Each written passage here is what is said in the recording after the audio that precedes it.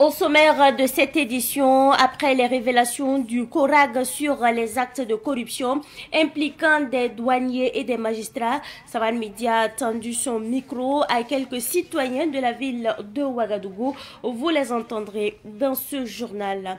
Rentrée académique à l'Institut supérieur des technologies agricoles, c'est un institut qui forme les étudiants dans le domaine de l'agriculture. La rentrée académique à suivre dans ce journal. Mesdames et messieurs, bonsoir et bienvenue à ce rendez-vous consacré à l'actualité sur Savan TV. Et comme annoncé en titre, les récentes révélations du CORAG sur un réseau de corruption impliquant des agents des douanes et des acteurs de la justice au sein de la population. De nombreux citoyens se réjouissent et se disent soulagés. Ils appellent les autorités à faire preuve de fermeté dans les sanctions pour justement mettre fin à l'impunité. Il s'exprime au micro de nos reporters Cynthia Zongana et Jean de Dieu Rayesi.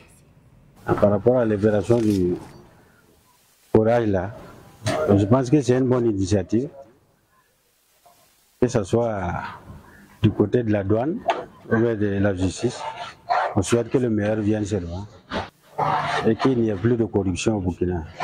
On souhaite que tout aille dans les normes, que chacun n'a qu'à respecter aussi sa position. Peut-être au niveau de nos institutions aussi, il y a beaucoup de trucs qui ne sont pas encore dévoilés. C'est ça qui amène tout ça là. C'est ça le problème. Si tout est en ordre là, je pense que ça va aller. Concernant la révélation du CORAG, nous nous réjouissons vraiment parce que c'est un phénomène qui existait dans notre pays depuis longtemps. Avant, quand tu amenais ton problème en justice, tu constates que c'est la loi du plus riche. Mais de nos jours, nous pouvons nous réjouir maintenant. Nous voulons que ces personnes qui sont impliquées, qu'il s'agisse des douanes ou des juges, qu'on les juge et les sanctionne comme il se doit. Cela va dissuader d'autres qui veulent faire pareil.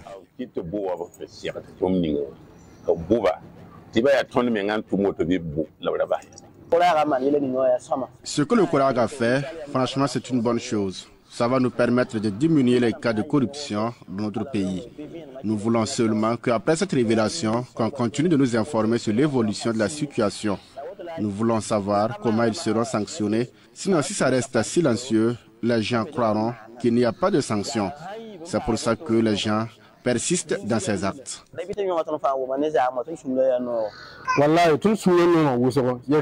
Nous sommes vraiment contents de la décision de combattre le phénomène de la corruption. C'est ce que nous attendions depuis longtemps. Ce sont des actes contraires à la loi. On a assez sensibilisé, mais le phénomène perdure.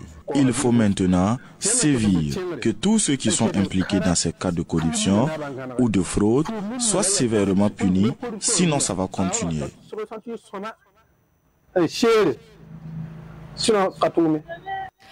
Protestation, on en parle également dans l'actualité de ce soir. En effet, des producteurs de tomates ont tenu hier après-midi à Lumbila un mouvement de protestation contre la coopérative Winsongda.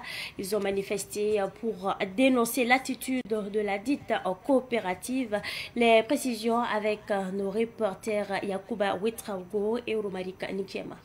Venus de divers horizons du Burkina Faso, des producteurs de tomates ont manifesté leur mécontentement face aux attitudes de la coopérative Winsongda. Selon les manifestants, la coopérative opère en défaveur des producteurs de tomates. Comment se fait-il que vous pouvez former une structure concernant la tomate sans concerter les producteurs? Ça, c'est pas normal. Il y a une minorité qui sont sortis aller faire leurs papiers au niveau de la justice, de la gendarmerie, soit des gens qui sont des producteurs, des commerçants. Le problème à ce niveau, personne n'a été informé.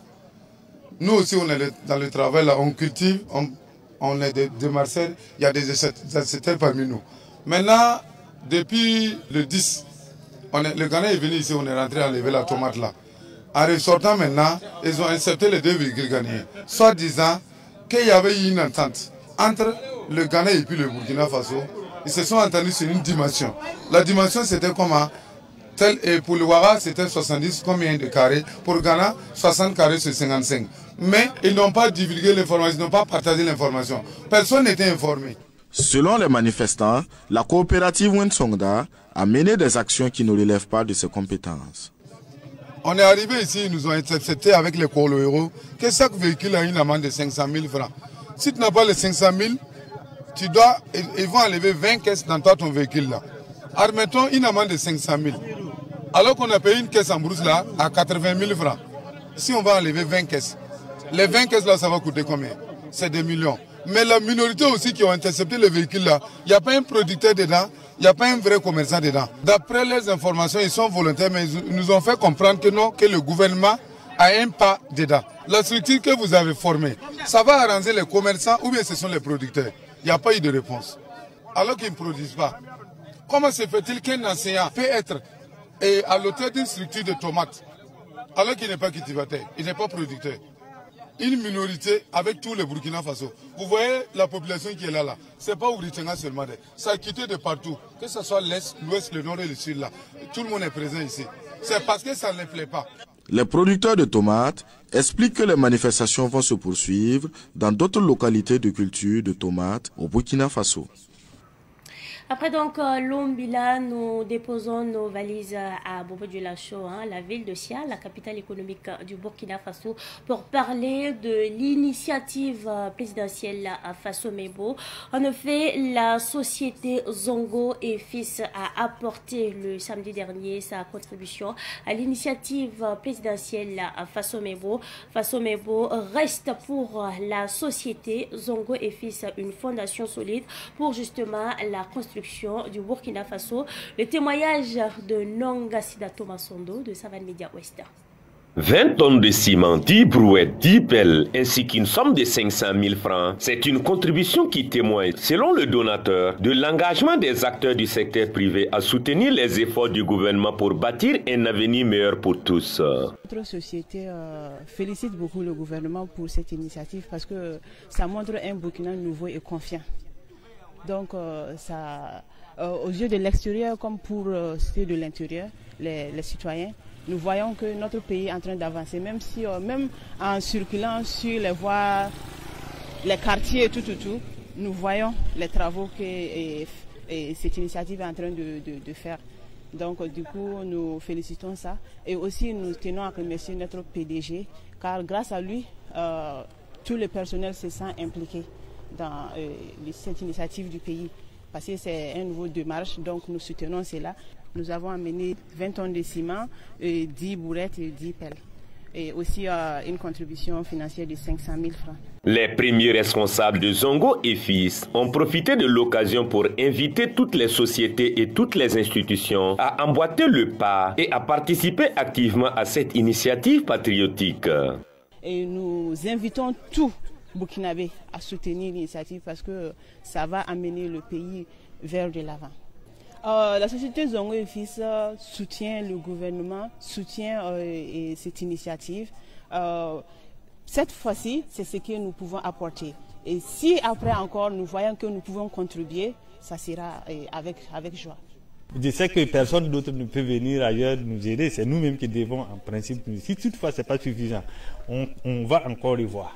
Voilà, donc c'est compte tenu de cela, nous aussi on a contribué à cela, donc de par le PDG, voilà, donc c'est juste cela qui nous a motivés. La société Zongo et Fils reste convaincue que son appel pourrait inspirer d'autres acteurs économiques et sociaux à suivre cet exemple, cette voie pour un Burkina Faso résilient et prospère. Éducation à présent, et nous parlons donc de l'Institut supérieur des technologies agricoles qui a effectué sa rentrée académique ce matin. Plus de 20 étudiants ont été inscrits cette année pour se spécialiser dans le domaine de l'agriculture. C'est un reportage signé Madina Touetraogo et Germaine Farama. Abigail Compaoré, étudiante en première année à l'ISTA, dit avoir fait le bon choix. J'ai choisi l'ISTA parce que c'est un institut qui forme des étudiants dans des filières bien précises, comme l'agronomie. Et j'ai décidé de venir ici parce qu'ils ont des formations bien établit bien l'acquis. De son côté, Régis Zoundi, étudiant en 2e année, affirme avoir beaucoup appris au cours de sa première année et se réjouit de poursuivre sa formation à l'ISTA. Nous avons eu à faire un stage à la ferme industrielle du Burkina Faso, dont le principal responsable est le Lane Naba. Au cours de ce stage, nous avons appris les béabas de l'agriculture, c'est-à-dire les études de sol et la préparation des pépinières et la mise en place des engrais.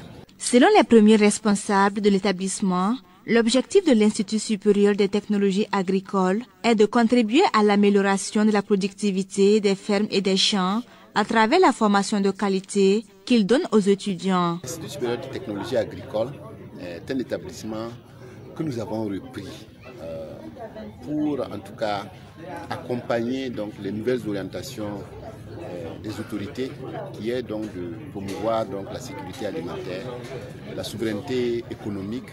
Et donc cette école se consacre essentiellement autour des formations techniques supérieures dans le domaine de l'agriculture. Nous formons des élites, des talents de demain. C'est ici que nous pouvions trouver des étudiants.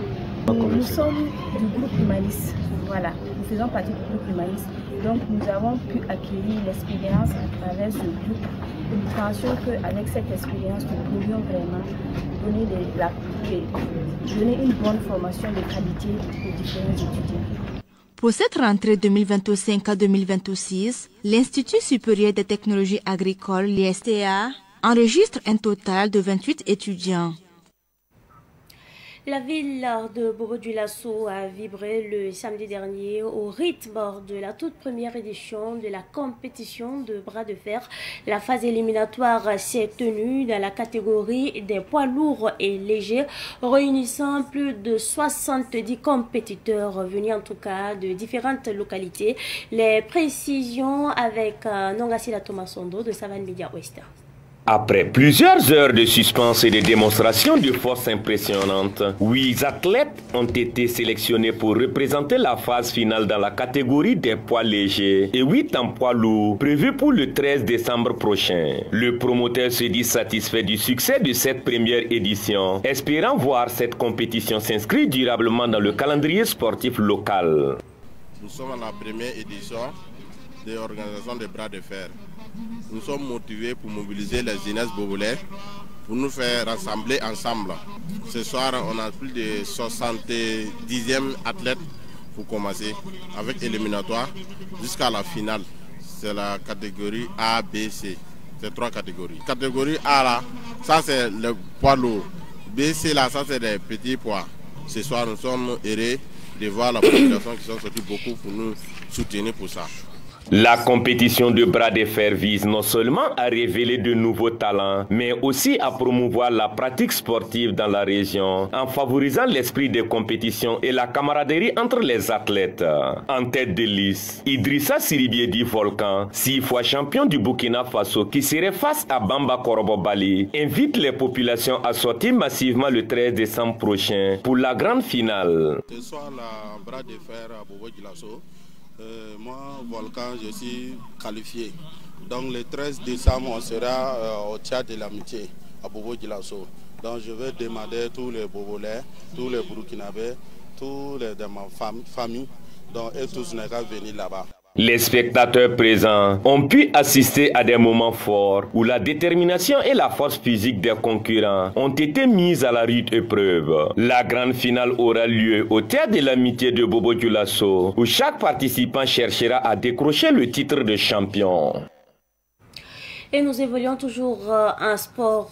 Les étalons U17 affrontent demain après-midi à 14h30 les U17 allemands pour le compte des 16e de finale de la Coupe du Monde de football de leur catégorie Qatar 2025 à Kayar dans la région des Quilcé. On croit en tout cas à la victoire des Poulains d'Oscar Barreau. Notre journaliste sportif à maison, Ruben Wilson Okodio, a promené son micro dans les rues de Kaya.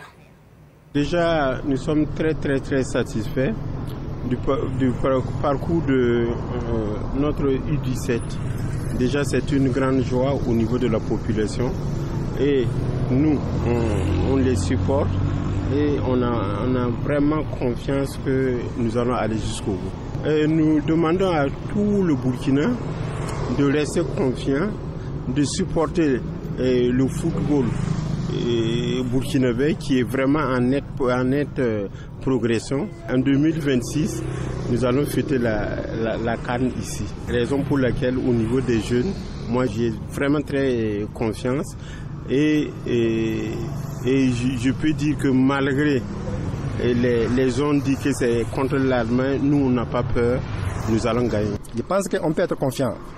Voilà, c'est vrai, l'Allemagne c'est une grande nation de football, mais pour ce qui est des petites catégories, bon, je pense que le Burkina Faso aussi a toujours fait une bonne figuration quand il s'agit des petites catégories. En 2001, lors de la Coupe du Monde Trinidad et Tobago, nos étalons cadets ont battu l'Argentine, qui est une grande nation de football. Donc si on veut aller sur la même logique, je pense que nos enfants doivent jouer sans complexe. Et s'ils jouent sans complexe, ça peut aller.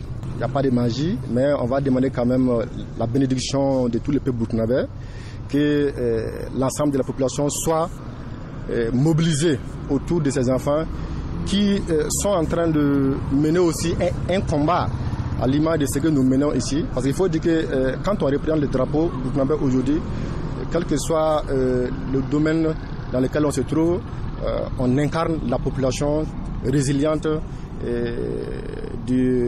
compte tenu de ce que nous vivons ici au Burkina Faso. Voilà, donc j'appelle l'ensemble en tout cas des Burkinabés à soutenir ces enfants. C'est un match que vraiment nos cadets doivent tout se donner du début jusqu'à la fin. Voilà, parce que l'Allemagne c'est pas une petite équipe. On espère bien, on croit à la victoire et on croit à nos jeunes. On espère bien que le Burkina Faso, après l'Allemagne, on va aller jusqu'en demi-finale. Les jeunes ont du talent, ils ont du potentiel. Voilà, et puis ils jouent très bien. On va tous se mobiliser pour pouvoir soutenir nos jeunes, nos cadets, pour pouvoir les encourager jusqu'à la victoire finale. Et cette pensée, avant donc de refermer cette édition, à tous ceux qui refusent de voir votre évolution, dites-leur tout simplement que si votre évolution les dérange, si votre lumière dérange, alors qu'ils portent des lunettes, car vous êtes nés pour briller, pas pour plaire à qui que ce soit, que ceux qui ont des oreilles entendent. Ben, c'est tout pour cette édition. Merci en tout cas à vous pour votre constante fidélité. Bon début de week-end à toutes et à tous en compagnie, bien sûr, de la télévision de Nouvelles Idées.